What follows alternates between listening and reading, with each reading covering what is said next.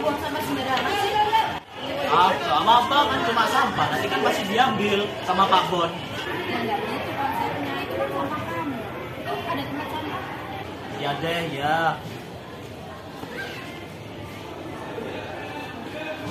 Mau kemana?